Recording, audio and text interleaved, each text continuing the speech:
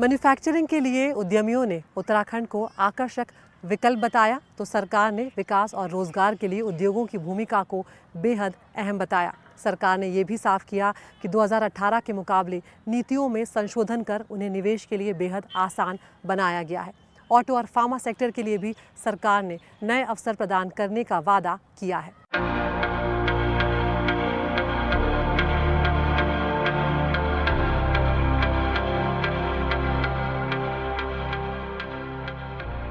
Uttarakhand Himalayan राज्यों में अग्रणी इसलिए है क्योंकि राज्य में उद्योगों को लगाने के लिए मुफीद न सिर्फ जगह है बल्कि नीतियां भी हैं। ग्लोबल इन्वेस्टर समिट में प्रधानमंत्री नरेंद्र मोदी, गृह मंत्री अमित शाह और मुख्यमंत्री पुष्कर सिंह धामी ने सभी निवेशकों को इस बात के लिए प्रोत्साहित किया कि वह उत्तराखंड में उद्योग लगाएं। राज्य सरकार ने भी अपने उद्योग नीति में कई तरह के बदलाव किए हैं ताकि निवेशक न सिर्फ प्रदेश के मैदानी क्षेत्र में उद्योगों को स्थापित करें बल्कि पहाड़ों पर भी उद्योग लगाएं। हम प्रदेश में स्थित हमारे जो एक से एक आज विश्व स्तरीय संस्थान हैं, जैसे विश्व स्तरीय संस्थाओं से निकलने वाली हमारी युवा पीढ़ी को राज्य के अंदर ही रोजगार भी देने के लिए हम प्रयास कर रहे हैं।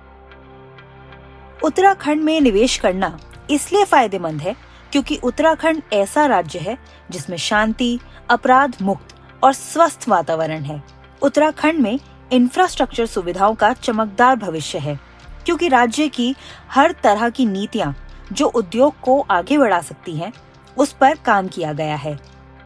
उत्तराखंड में 4 धाम यात्रा मार्ग project, Delhi Dehradun economic corridor आदि हैं। राज्य सरकार की ओर से उद्योगों की सहूलियत के लिए विभिन्न नीतियां लाई गई हैं। इस समय उत्तराखंड में निवेशकों को आकर्षित करने के लिए कई तरह की योजनाएं और सिंगल विंडो सिस्टम किया है। उद्योग तेजी से उत्तराखंड में लगी, इसके लिए रुद्रपुर, हरिद्वार और देहरादून के क्षेत्र के अलावा पहाड़ के कई ऐसे क्षेत्र रखे गए हैं। उत्तराखंड में 330 बड़े और 65,000 सूक्ष्म, लघु व मध्यम उद्योग हैं, जिसमें बड़े पैमाने पर लाखों लोगों को रोजगार मिल रहा है। ग्लोबल इन्वेस्टर समिट में न सिर्फ राज्य में उद्योग स्थापित हो बल्कि इसे प्रदेश के युवाओं को रोजगार भी मिले, इस पर भी जोर दिया गया है। उत्तराखंड राज्य के सुदूर एवं पर्वतीय क्षेत्रों में औद्योगिक विकास को बढ़ावा देने के लिए रोजगार के अवसरों के सृजन तथा क्षेत्र के समन्वित एवं समावेशी विकास के लिए औद्योगिक नीति में कई बदलाव किए गए हैं ताकि निवेशकों को किसी भी तरह से कोई दिक्कत ना हो और अपने उद्योगों को स्थापित कर सकें, चाहे वे जमीन से जुड़े मामले हों या बिजली, पानी और सड़क। इसके अलावा सरकार यह कोशिश भी कर रही है कि उद्योगों को लगाने के लिए आसानी से एनओसी मिल सके। राज्य में उद्योगों को स्थापित करने के लिए कई इंडस्ट्रियल कॉरिडोर बनाए गए हैं। नए स्टार्टअप्स को आगे बढ़ाने के लिए राज्य की पुष्कर सिंह धामी सरकार ने युवाओं का आह्वान किया है। उत्तराखंड स्टार्टअप नीति 2023 उत्तराखंड सरकार की एक महत्वपूर्ण और महत्वाकांक्षी नीति है, जिसमें अगले 5 साल में हर साल 1000 नए स्टार्टअप शुरुआत करने का लक्ष्य रखा गया है।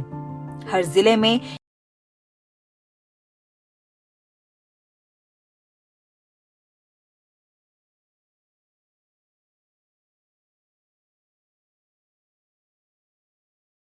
had only 4 startups, and today Uttarakhand has close to 950 startups working over here.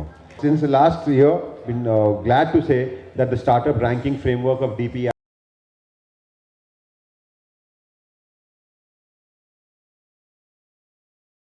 in India in terms of startups. राज्य में निवेश के लिए एक आदर्श परिवेश तैयार किया गया है, जिसमें छोटे उद्योगों से लेकर बड़े उद्योगों और स्टार्टअप के लिए सरकार ने रेड कारपेट बिछाया है। उत्तराखंड राज्य उद्योगों के निवेश का नया डेस्टिनेशन बनता जा रहा है। नए स्टार्टअप शुरू करने वाले युवाओं में जोश है और पुष्कर सिंह धामी सरकार की नीतियों से वह बेहद ही खुश हैं। उनको उम्मीद है कि जिस तरह से मुख्यमंत्री युवा है, तो वह भी युवाओं को आगे बढ़ाएंगे। नए स्टार्टअप के लिए राज्य सरकार ने 200 करोड़ का एक वेंचर फंड बनाया है, धामी सरकार की नीतियों की वजह से ही आज राज्य में 950 स्टार्टअप केंद्र सरकार से मान्यता प्राप्त हैं, तो वहीं राज्य से 152 स्टार्टअप मान्यता प्राप्त हैं।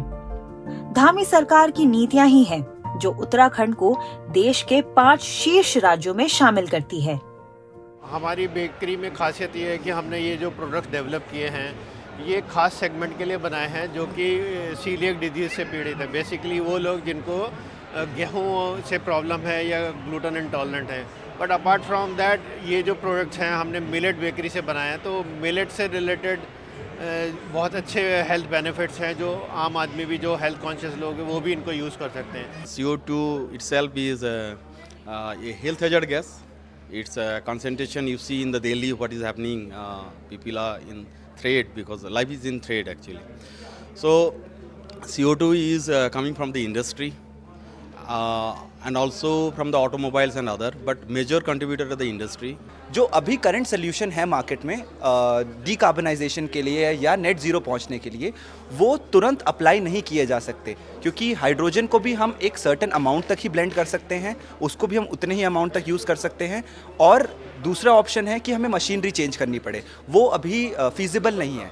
तो हमने एक ऐसी टेक्नोलॉजी डेवलप करी है जो किसी भी इंडस्ट्री के जहाँ से धुआं निकल रहा हो, चिमनी से आपने धुआं निकलते हुए देखा होगा, चिमनीज़ में अपनी हमारा डिवाइस इंस्टॉल करें, वहाँ से वो कार्बन डाइऑक्साइड को कैप्चर करेगा एंड उसको कैप्चर करने के बाद वो उससे इंडस्ट्रियल या यूज़फुल प्रोडक्ट बनाएगा जो हम आगे यूज़ कर सकें। तो हम बोल सकते हैं कि एक वेस्ट से हमने वेल्थ मॉडल क्रिएट किया है। राज्य में आयुष और वेलनेस के क्षेत्र में भी बड़ा निवेश हुआ है, चाहे आयुष शिक्षा हो या इसके निर्माण में निवेश। इसमें लगभग 17,000 करोड़ के MOU साइन किए गए हैं, जिसमें 400 करोड़ की ग्राउंडिंग भी हो चुकी है, जो राज्य के लिए आयुष और वेलनेस सेक्टर में मील का पत्थर है। आयुष में पहाड़ और प्लेन में ज़्यादा अंतर नहीं है, क्योंकि आयुष में जो मेन काम है वो नेचर के अंदर जाके करने का होता है। वेलनेस से रिलेटेड जो चीज़ें हैं वो भी पहाड़ों में ज़्यादा अच्छी होती हैं। तो उसमें हमारे पास पूरे प्रदेश में काम चल रहा है। सिर्फ मैन्युफैक्चरिंग यूनिट है, उसमें जो मेजॉरिटी है वो प्लेन के जिलों में रहने वाली है, बाकी तो सारी चीज़ें हमारी पहाड़ की तरफ ही जाएंगी। और उसमें वेलनेस में काफ़ी लोगों ने इंटरेस्ट दिखाया, कई सारे बड़े प्लेयर्स भी आए हैं। हम लोग जो लक्ष्य था हम लोग का MOU का, उससे 3 गुना हम लोग ने किया है, तकरीबन 17,000 करोड़ का MOU साइन किया है और 400 करोड़ करीब हम लोग अभी तक ग्राउंड कर चुके हैं। प्रयास ये कर रहे हैं कि मार्च 2024 तक 1,000 करोड़ करीब हम लोग ग्राउंडिंग कर दें। माननीय मुख्यमंत्री जी के भी निर्देश हैं कि जो MOU हुए हैं उनके ग्राउंडिंग पर ध्यान दिया जाए, उस पर फोकस किया जाए। तो हम लोग वीकली रिव्यू कर रहे हैं। हर एक जो बड़े हमारे जिन्होंने हमारे साथ इन्वेस्टर जिन्होंने साइन किया है हमारे साथ MOU, उनसे भी हम लोग टच में हैं। मैंने नोडल अधिकारी बना रखे हैं हर एक से बात करने के लिए कि कौन किससे बात करेगा। मैं स्वयं इसकी समीक्षा करता हूँ हर सप्ताह। तो प्रयास यही रहेगा हम लोग का कि अगर कोई भी दिक्कत आ रही है इन्वेस्टर को, तो उसको हम लोग रिजॉल्व करें और प्रयास ये करें कि जो भी इंटरेस्टेड है हमारे स्टेट में आने में, यहाँ काम करने में, उसको पूरा सहयोग दिया जाए सरकार की तरफ से। और जल्दी से जल्दी जो इन्वेस्टर समिट का जो एक इनिशियल MOU या इनिशियल जो डिस्कशन है उसको ग्राउंड पे उतारा जाए। राज्य में आयुष और वेलनेस ऐसा सेक्टर है जो न सिर्फ यहाँ के लोगों को रोजगार देगा, बल्कि राज्य की अर्थव्यवस्था में मजबूती प्रदान करेगा। सरकार की नीतियाँ ऐसी हैं कि निवेशक राज्य में निवेश करने से पीछे नहीं हटेंगे, बल्कि बढ़ चढ़कर आगे आएंगे। राज्य में रोड कनेक्टिविटी, संचार सुविधाएं, एयर कनेक्टिविटी, पेयजल सुविधा है। इसके अलावा विद्युतीकरण की भी सभी सुविधाएं हर सेक्टर के लिए सरकार ने मुहैया करवाई हैं। और लगता है कि वाकई आगे चल के एलोपैथी, होम्योपैथी, आयुर्वेदिक सबको मिल के साथ काम करना चाहिए, क्योंकि फाइनली हम सबको लोगों को स्वस्थ करना है, लोगों को फिट करना है। लोगों को, चाहे वो उत्तराखंड फिट हो, चाहे हमारा देश फिट हो, इंडिया फिट हो, उस लक्ष्य को हासिल करने के लिए हमें इन तीनों के मिश्रण के साथ आगे बढ़ना होगा। राज्य की आबो हवा और नैसर्गिक आयुष और वेलनेस क्षेत्र के लिए काफी बेहतर है। देश दुनिया के निवेशक इस क्षेत्र में निवेश के लिए उत्तराखंड आ रहे हैं। खासकर उत्तराखंड के पर्वतीय क्षेत्र में लोगों की आर्थिक स्थिति मजबूत करने के लिए आयुष और वेलनेस एक मजबूत आधारशील साबित हो रहा है। उत्तराखंड को वेलनेस टूरिज्म के रूप में पहचान देने के लिए योग वेलनेस और पंचकर्म सेंटर एक बड़ा प्लेटफॉर्म साबित हो रहे हैं। तो वहीं उत्तराखंड में आयुर्वेदिक दवाओं एवं उत्पादों का हब बन गया है। इसलिए प्रदेश सरकार की नीतियों की वजह से उत्तराखंड पूरी दुनिया में आयुष डेस्टिनेशन बना हुआ है।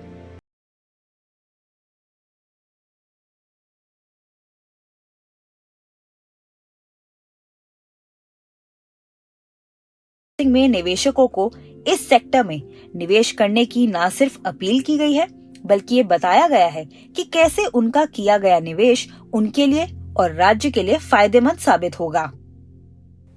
उत्तराखंड ने एक नई राह पकड़ी है। वहां जहां जनता का विश्वास हमने जीता है, आज उद्योगपतियों का विश्वास भी हमने जीता है। अभी तक कल तक 3,44,000 करोड़ तक के MOU साइन हो चुके हैं। ये इस बात का प्रतीक है कि आज हर एक उद्योगपति उत्तराखंड में आना चाहता है, अपने उद्योग लगाना चाहता है। उत्तराखंड देश में तीसरा सबसे बड़ा सेब उत्पादक राज्य है। इसके अलावा राज्य में सब्जी, फल, फूल का उत्पादन भी बड़े पैमाने पर होता है। यही वजह है कि फूड प्रोसेसिंग व उससे जुड़े क्षेत्रों के विकास में निवेश के लिए अपार संभावनाएं हैं। और यही वजह है कि राज्य सरकार ने भी निवेशकों को फूड प्रोसेसिंग के सेक्टर में इनवाइट किया है।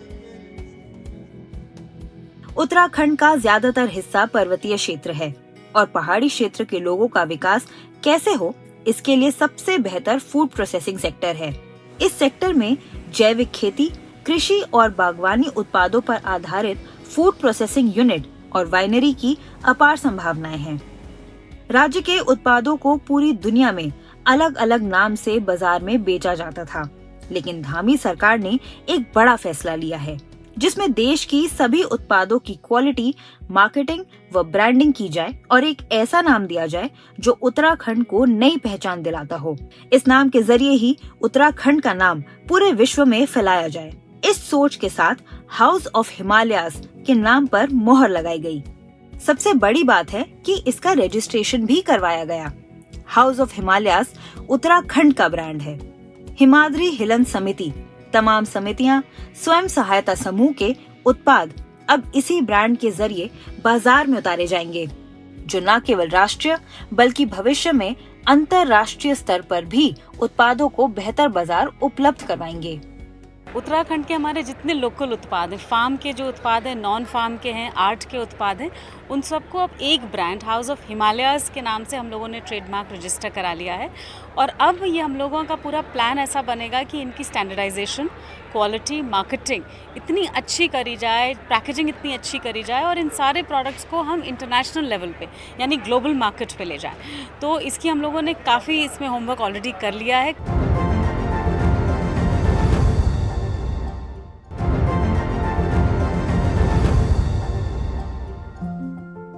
उत्तराखंड में उद्यान एवं खाद्य प्रसंस्करण क्षेत्र में 19,226 करोड़ के 175 MOU साइन किए गए हैं। राज्य में बागवानी एवं खाद्य प्रसंस्करण क्षेत्र में पूंजी निवेश, रोजगार सृजन एवं राज्य की ग्रामीण आयु में वृद्धि के लिए पर्याप्त संभावनाएं हैं। उत्तराखंड में सबसे उत्तम क्वालिटी के मिलेट्स उत्पादित होते हैं। यही वजह है कि राज्य सरकार ने मिलेट्स और ऑर्गेनिक उत्पादों को प्रोत्साहित करने के साथ बागवानी के विकास के लिए नई कारगर और मजबूत नीति बनाई है। राज्य में मौसमी सब्जी, फलों एवं फूलों के उत्पादन के लिए 50,000 पॉली हाउस स्थापित किए गए। कई निवेशक इस सेक्टर में निवेश के लिए आगे आ रहे हैं। राज्य में खाद्य प्रसंस्करण, कृषि एवं बागवानी के क्षेत्र को प्रोत्साहित कर अर्थव्यवस्था को सशक्त बनाने पर धामी सरकार का ध्यान केंद्रित है। हमने एक यूनिक कॉन्सेप्ट डिजाइन किया है, जिसके अंदर हमने ट्री आउटसाइड फॉरेस्ट के इनिशिएटिव को हम लेके आए हैं और उत्तराखंड में इसका हम प्लांटेशन प्लान किए हैं और हमने MOU साइन किया है, जिसमें 4,000 हेक्टेयर प्लांटेशन हम करने वाले हैं। जितनी भी हमारी प्लांटेशंस होंगी, हर प्लांटेशन में जितने ग्रामीण क्षेत्र से जो यहाँ से हमारा प्लान हो रहा है, सो उनको सिस्टमेटिकली पहले उनका स्किल ट्रेनिंग कराया जाएगा कि फार्म मैनेजमेंट कैसे होता है, जिसमें ऑर्गेनिक फार्मिंग होगी, नेचुरल फार्मिंग होगी, डेयरी फार्मिंग होगी, वो उस तरीके की इससे एलाइड सर्विसेज भी इसमें हम इन्वॉल्व करेंगे। और इसका पर्पज़ होगा कि we are going to grow a patented tree from Germany in India to supply sustainable wood. Investor summit में केंद्रीय गृह मंत्री अमित शाह ने आह्वान किया कि राज्य के प्राकृतिक सौंदर्य को बिगाड़े बगैर इको फ्रेंडली तरीके से उत्तराखंड को उद्योग जगत से जोड़ा जा सकता है। केंद्रीय गृह मंत्री ने भरोसा जताया कि उत्तराखंड इसका समूचे विश्व के सामने एक मजबूत उदाहरण बनेगा, क्योंकि उत्तराखंड में प्राकृतिक सुंदरता भरपूर है, इसलिए यहाँ पर कई ऐसे उद्योग हैं। मित्रों, आज का ये समारोह 3.5 लाख करोड़ के MOU के साथ नए उत्तराखंड की अनंत संभावनाओं को तराशने की शुरुआत। अब उत्तराखंड अपने राज्य की प्राकृतिक सौंदर्य को बिगाड़े बगैर इको फ्रेंडली तरीके से किस प्रकार से इस छोटे से राज्य को उद्योग जगत के साथ भी जोड़ा जा सकता है, इसका एक मजबूत उदाहरण समग्र विश्व के सामने बनेगा, इसका मुझे पूरा भरोसा है। धामी सरकार का फोकस राज्य के पहाड़ी जिलों पर विशेष रूप से है। राज्य की एक बड़ी आबादी की आजीविका पशुपालन, डेयरी, मत्स्य पालन से जुड़ी हुई है। खासकर पर्वतीय जिलों के लोगों का जीवन मुख्य रूप से इन्हीं सेक्टर पर निर्भर करता है।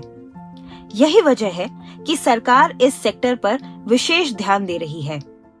हमारे 3 जिले ऐसे हैं जो तराई के जिले हैं और 10 जिले पर्वतीय जिले हैं। The allied sector which is fisheries, animal husbandry and milk federation, they contribute around about 3% of Uttarakhand GSDP। तो हमारे जो पर्वतीय क्षेत्र हैं, जो हमारे हिली डिस्ट्रिक्ट्स हैं, वहाँ पर आज भी 80% of the people are connected with these 3 ministries. This is their livelihood. 60,000 families are connected with only Milk Federation in Uttarakhand.